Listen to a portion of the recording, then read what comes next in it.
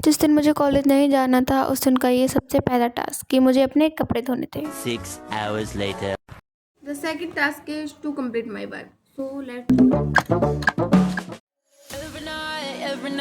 Every night are we paradise seems so far away. Still I try to buy myself some time to give me to that. तो यहाँ पे मेरा work complete हो चुका है. Now I am going to read the work जो मैंने लिखा हुआ था. So let's go. क्योंकि सेकंड सेम में आपको पढ़ना ज़रूरी नहीं होता है बल्कि कॉन्सेप्ट समझना ज़्यादा ज़रूरी होता है. सो अभी मैं डाटा स्ट्रक्चर पढ़ रही हूँ मेन से DSA. Let me show you data structure, classification of data structure. So let's revise it.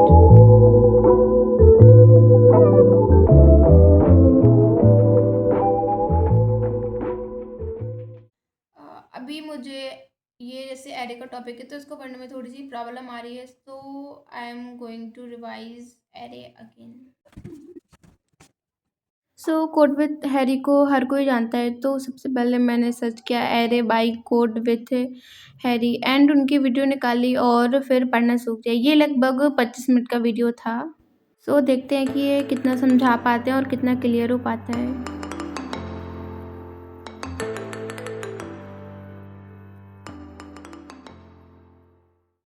मुझे यूट्यूब पे कुछ समझ नहीं आया इसलिए मैं खुद से रिवाइज करूँगी. जो मैंने मेरा असाइनमेंट लिखा था उसमें मैंने सारा एरे कवर किया था तो मैं उसी से रिवाइज करूँगी. और मेरी जो क्लास की नोटबुक थी देन उसे भी, क्योंकि उसमें बहुत सारे प्रोग्राम सीखे हुए हैं जो कि पढ़ना बहुत इंपॉर्टेंट है as a basic C language. अगर आपको सीखनी है मतलब बेसिक एरे आपको सीखना है तो, एंड अगर आप डीएसए कर रहे हो तो डीएसए के लिए आपको एरे आना बहुत ज़रूरी है. और यहाँ पे मैं खुद से एरे पढ़ना स्टार्ट कर देती हूँ बट रियल बताऊँ तो मुझे इनपुट तो आ जाता है बट आउटपुट निकालना नहीं आता है. इसके बाद मैं यूट्यूब पर देखती हूँ बट मुझे कोई ट्यूटोरियल नहीं मिला. तो अब एक ही ऑप्शन था कि मुझे जितना एरे आता है सिर्फ मैं उसी के साथ आगे बढ़ जाऊँ और ये मैं फिर कभी कभार करूँगी.